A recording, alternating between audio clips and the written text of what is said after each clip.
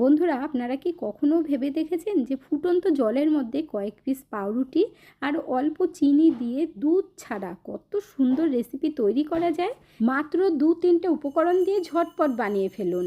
তাহলে আর দেরি না করে চলুন দেখে নেওয়া যাক। নমস্কার বন্ধুরা, মিঠুস অভিনে আপনাদের সবাইকে স্বাগত জানাই।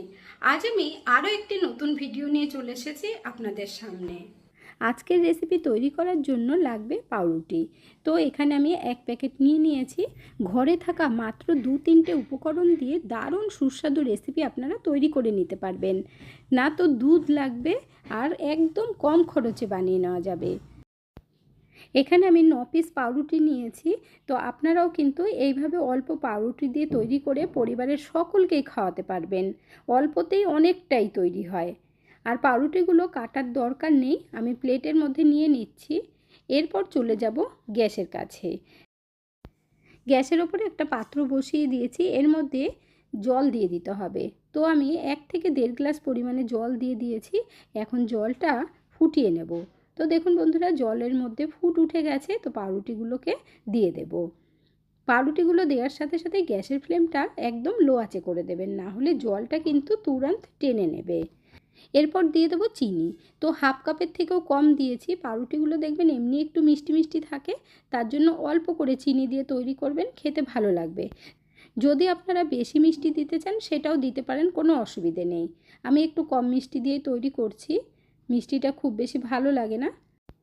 এরপর পাউরুটিগুলোকে ম্যাশ করে দিতে হবে, আর দেখবেন চিনিটাও পাউরুটির সাথে পুরো মিশে যাবে।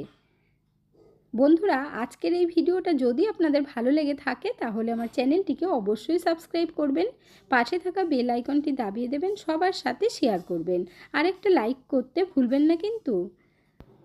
বন্ধুরা, আপনাদের সাথে না একটা কথা শেয়ার করার ছিল। আমি আরও একটা চ্যানেল খুলেছি নতুন।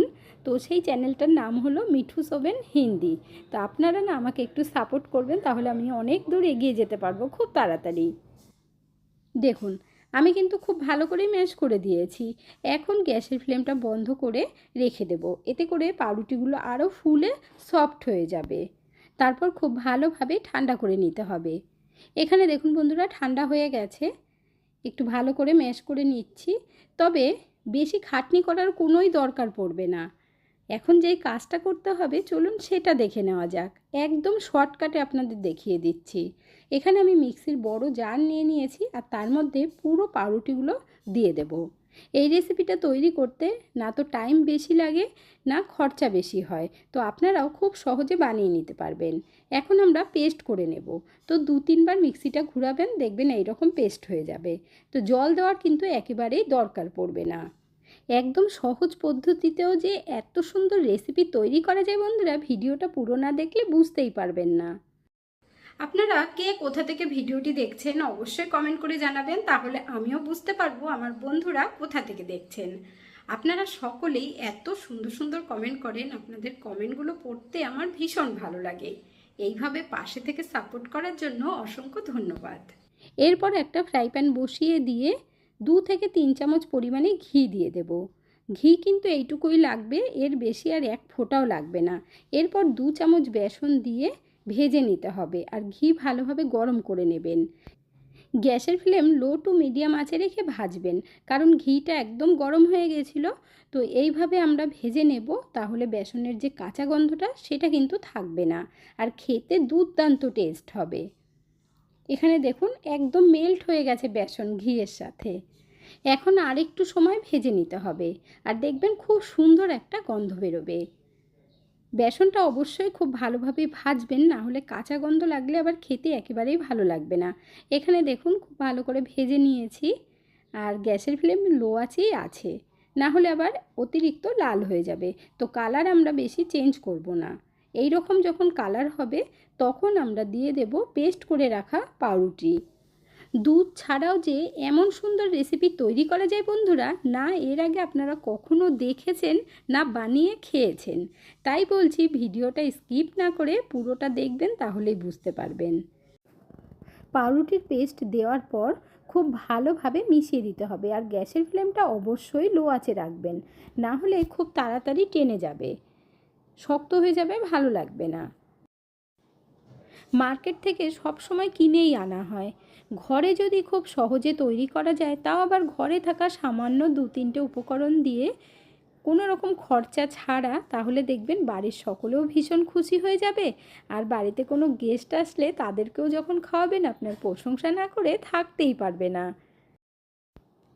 যখন ভালো করে মেশানো হয়ে যাবে বেসন, তখন কিন্তু গ্যাসের ফ্লেমটাকে মিডিয়াম আঁচে করে দেবেন।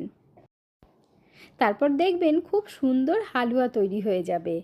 সুজির হালুয়া খেয়েছেন, ডালের হালুয়া খেয়েছেন, পাউরুটির হালুয়া একবার খেয়ে দেখবেন বন্ধুরা। কেউ বুঝতেই পারবে না যে এটা পাউরুটি দিয়ে তৈরি করা হয়েছে। মাত্র 2-3 চামচ ঘি দিয়ে তৈরি করতে পারবেন। আর যত বেশি এইভাবে আপনারা রান্না করবেন, তাহলে দেখবেন আরও বেশি টেস্টি হবে। এমন নয় যে গ্যাসের ফ্লেমটা বাড়িয়ে দিয়ে 2 থেকে 3 মিনিটের মধ্যেই তৈরি করে নেবেন, তাহলে কিন্তু সেই টেস্ট আসবে না। আস্তে আস্তে দেখুন কালারটাও কিন্তু চেঞ্জ হয়ে যাচ্ছে। আপনারা যদি আমার ভিডিওটা ইউটিউব চ্যানেল থেকে দেখেন, তাহলে অবশ্যই সাবস্ক্রাইব করে দেবেন, আর পাশে থাকা বেল আইকনটি দাবিয়ে লাইক শেয়ার করে দেবেন। আর ফেসবুক পেজ থেকে দেখলে চ্যানেলটিকে ফলো করবেন আর একটা লাইক শেয়ার করে দেবেন। পাউরুটির হালুয়া প্রায় তৈরি হয়ে এসেছে, তবে পাউরুটির গন্ধটা যাতে না লাগে তার জন্য না দারুণ একটা জিনিস দিতে হবে, সেটা হলো জায়ফল।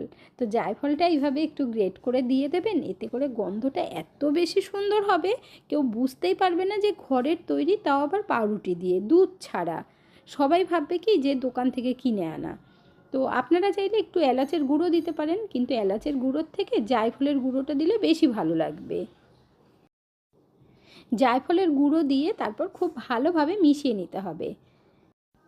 তবে আপনাদের ঘরে যদি জায়ফল না থাকে, তাহলে 2-3টে এলাচ গুঁড়ো করে দিয়ে দেবেন, তাতেও কিন্তু খেতে ভালো লাগবে। হালুয়া আমাদের একদম রেডি হয়ে গেছে বন্ধুরা। এখন গরম গরম সার্ভ করে নেব। মাত্র 9 পিস পাউরুটি দিয়ে কতটা পরিমাণে হালুয়া তৈরি হয়েছে। আপনারা 2-3 দিন রেখে খেতে পারবেন, আর যদি ফ্রিজে রাখেন তাহলে 4-5 দিন রেখেও খেতে পারবেন। ঠান্ডা ঠান্ডা খেতে না আরও বেশি ভালো লাগবে। এরপর ওপর থেকে 1 চামচ ঘি দিয়ে দেবেন। আপনাদের ঘরে যদি ঘি একেবারেই কম থাকে, তাতেও কিন্তু আপনারা বানাতে পারবেন, কোনো অসুবিধে হবে না। আমি 2-3 চামচ দিয়েছি বলে যে আপনারাও তাই দেবেন এমন কিছুই না, অল্প ঘি দিয়েও কিন্তু ভীষণ সুন্দর হবে। এরপর ওপর থেকে একটু কাজু কুচিয়ে দিয়ে দেবেন, আর একটু কিশমিশ দিয়ে দেবেন। আপনারা যখন হালুয়াটা তৈরি করবেন চাইলে ওই সময়ও দিতে পারেন, কিন্তু না দিলেও চলবে, কোনো অসুবিধে নেই। ওপর থেকে এভাবে দিয়ে দেবেন, তাতেও খুব ভালো লাগবে। দেখতে দেখুন কি দারুণ হয়েছে। অনেক সময় কি হয়, পাউরুটি নিয়ে আসলে সেটা বেঁচে যায়, আর ফ্রিজে রাখলে শক্ত হয়ে যায়, হয়তো ফেলেও দেন আপনারা। তো ফেলে না দিয়ে এইভাবে তৈরি করে নেবেন, তাহলে পাউরুটি ফেলাও গেল না, খাওয়াও হয়ে গেল। যদি আপনারা মিষ্টিটা একদম কম দিয়ে তৈরি করেন, তাহলে কিন্তু সকালে জলখাবারেও খেতে পারবেন, আলাদা করে রুটি সবজি বানানোরও দরকার পড়বে না। তাই এটা জলখাবারেও খাওয়া যায় বা ডিনারেও খেতে পারেন, কোনো অসুবিধে নেই। আর কতটা হেলদি সেটা তো আপনারা দেখে বুঝেই গেছেন। তাহলে আর দেরি না করে ঝটপট আপনারাও বানিয়ে ফেলুন। আজকের ভিডিওটা আপনাদের কাছে কেমন লাগলো অবশ্যই কমেন্ট করে জানাবেন। ভালো থাকবেন, সুস্থ থাকবেন, দেখা হচ্ছে পরের ভিডিওতে। Thank you.